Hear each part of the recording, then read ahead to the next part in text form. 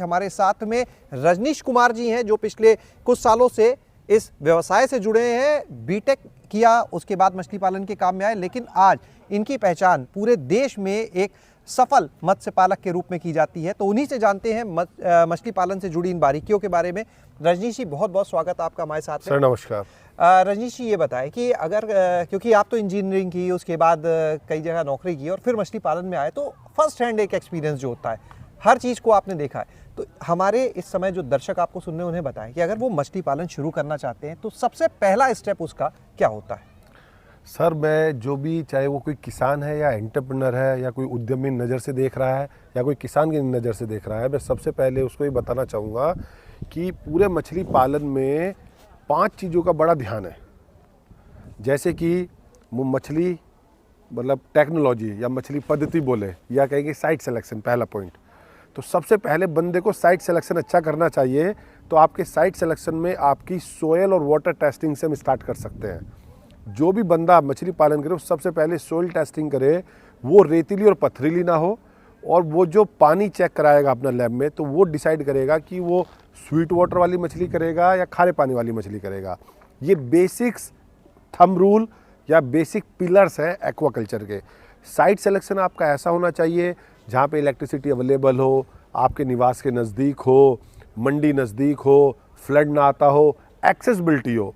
ऐसा ना हो क्योंकि बहुत सारे फार्म अनसक्सेसफुल होने के कारण वहाँ साइट सिलेक्शन ही रहता है कि आपने फार्म तो ले लिया, लैंड भी पर ले ली या परचेज़ की या लीज पे ली, लेकिन वहाँ इलेक्ट्रिसिटी नहीं पहुँच पाई, बोरवेल नहीं हो पा रहा है, वाटर की अवेलेबिलिटी है, वाटर की स्कैरिसिटी है, मंडी बहुत दूर है या वहाँ पे एक्सेस नहीं है, फ्लड आ जाता है। तो साइट सिलेक्शन सबसे बेसिक पहला काम। उसके बाद मुझको जाना है कौन सी पद्धति में पालना है। सबसे बेस्ट, सबसे प्रूवन, सबसे ओल्ड मेथड पॉन्ड फार्मिंग है। तो बिगनर्स को पॉन्ड फार्मिंग से स्टार्ट करना चाहिए क्योंकि हमारे इंडिया की डेमोग्राफी अभी लैंड को लेके और वाटर को लेके काफ़ी स्प्रेड अप है। तो अभी हमें हॉरिजॉन्टल एक्सपेंशन कर सकते हैं, हमें वर्टिकल एक्सपेंशन पर जाने की ज़रूरत नहीं है। उसके बाद वही देख ले, अगर उसको सीड रियरिंग करनी है तो बायोफ्लॉक या आरएस कर ले, बड़े रिजर्वायर्स में करना है तो केज कल्चर कर ले, उसको कम एरिया से ज़्यादा प्रोडक्शन करना है आईपीआरएस कर ले। ये सब बातें सेकेंडरी। साइट सिलेक्शन के बाद वो दूसरे मूव पे हो जाए कौन सी मछली की प्रजाति की पालन करेगा, क्योंकि अलग अलग मछली की प्रजातियों का पालन करने के लिए अलग अलग वाटर स्प्रेड अप एरिया, अलग अलग उसकी कैरेक्टरिस्टिक्स और हर मछली का लाइफ साइकिल अलग है। रजनीश जी, एक चीज़ ये बताइए, मछली पालन की अगर कोई शुरुआत करने जा रहा है, सबसे सही वक्त उसका कौन सा होता है? ऐसे कोई भी फसल हो, जब हम एग्रीकल्चरल क्रॉप लेते हैं तो रबी, जायद मौसम है जी, मछली पालन का मौसम। अगर बंदा नॉर्थ इंडिया में मछली पालन या सेंट्रल इंडिया में करना चाहता है तो मार्च से दिसंबर इज़ द बेस्ट टाइम।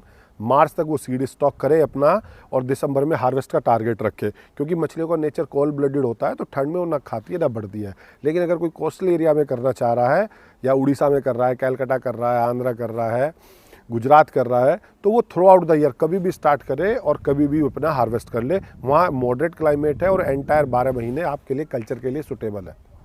आप एक चीज़ और जानना चाहेंगे रजनीश जी कि जो लागत की बात आती है, अगर कोई मछली पालन की शुरुआत कर रहा है, एक उसका उदाहरण लेते हुए कि कम से कम कितनी जगह पे करे अगर उसे एक प्रॉफिटेबल काम करना है तो? अगर कोई किसान का मतलब है कि वो अपना काम स्वयं करेगा, लेबर हायर नहीं करेगा, तो वो 1 एकड़ से फार्मिंग करके भी पैसे बना सकता है, एक टैंक लगा के भी पैसे बना सकता है। लेकिन एक उद्यमी 1 एकड़ में उसकी कॉस्ट मैच नहीं होती, तो मैं उसको सजेस्ट हमेशा करता हूँ वो कम से कम 5-6 एकड़ में फार्मिंग करे। अगर 1 एकड़ में फार्मिंग कोई किसान करता है तो मान लीजिए केवल उसको डिगिंग करनी है 1 एकड़ की, जिसकी तकरीबन कॉस्ट मान के चले आज की डेट में 70 से 80 हज़ार रुपये आएगी, और हम 6 फीट पानी भर के रखते हैं। वहाँ एक बोरवेल होना चाहिए और एक छोटी सी हट हो जिसमें वो दाना रख पाए मछली के लिए और खुद भी रह पाए। तो ये तो हमारी होती है केपेक्स, या कहते हैं कैपिटल एक्सपेंडिचर कॉस्ट, जो वन टाइम कॉस्ट लगती है। और ये ब्रॉड स्केल पे 35% ऑफ टोटल प्रोजेक्ट होनी चाहिए, 65% आपकी वर्किंग कॉस्ट होनी चाहिए। वर्किंग कॉस्ट में आपके मछली के बच्चे आ गए, उसका दाना आ गया, सैलरी आ गई, ज़मीन की लीज आ गई, बिजली का बिल आ गया। तो अगर आप कार्प्स का पालन कर रहे हैं 1 एकड़ में उदाहरण के तौर पे, तो आप बड़े आराम से 3.5 से 4 टन प्रोडक्शन निकाल पाएंगे उससे। और 1 किलो वजन तैयार करने में, बायोमास तैयार करने में आपके 100 रुपये खर्च होंगे। फार्म से आपकी 140 से 150 रुपये एवरेज सेल हो जाएगी। तकरीबन 25 से 30% का आपका ROI on your working capital बड़े आराम से मछली पालन में है। लेकिन इसमें केवल इस बात का ध्यान रखना है, आप जौन सी मछली का पालन करना चाहते हैं आप वहाँ की लोकल मंडी पहले एक्सप्लोर करें और उसी मछली का पालन करें जो आपकी लोकल एरिया में सबसे ज़्यादा सेल होती है। अमूमन चूक कहाँ पर होती है किसी भी मछली पालक से?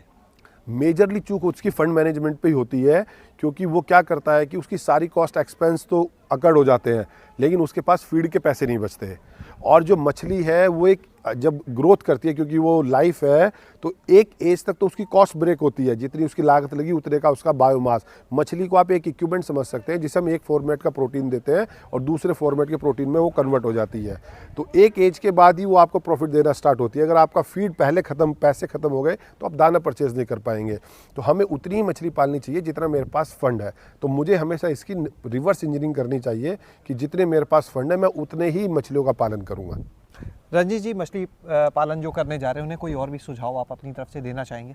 मछली पालन के लिए मैं एक तो उसको बताना चाहूँगा वो एजुकेशन पे सबसे ज़्यादा फोकस रखे और वो कम से कम 20 फार्म्स घूमे। कोई भी जो नया मछली पालन करना चाहता है ट्रेनिंग्स ले, सेमिनार्स ले और ICR से ट्रेनिंग ले, फार्मर से ट्रेनिंग ले। वो टोटल प्रोजेक्ट कॉस्ट का 1% अपनी एजुकेशन पे खर्च करे। फर्स्ट डे अपने फंड मैनेजमेंट की प्लानिंग करें, क्योंकि मछली आपको एक टेन्योर तक पैसे इन्वेस्ट मांगेगी, उसके बाद वो पैसे जनरेट करेगी। अगर आपका बीच में से कोई भी लाइन ब्रेक हुई तो वो कोलैप्स हो जाएगा आपका सिस्टम। फंड मैनेजमेंट पे बहुत ज़्यादा फोकस करें और मार्केट सर्वे इसलिए करें, मछली तो हर मछली बिक जाएगी, मैं वो मछली पालूँ जो मेरे लोकल एरिया में सबसे ज़्यादा कंज्यूम होती हो।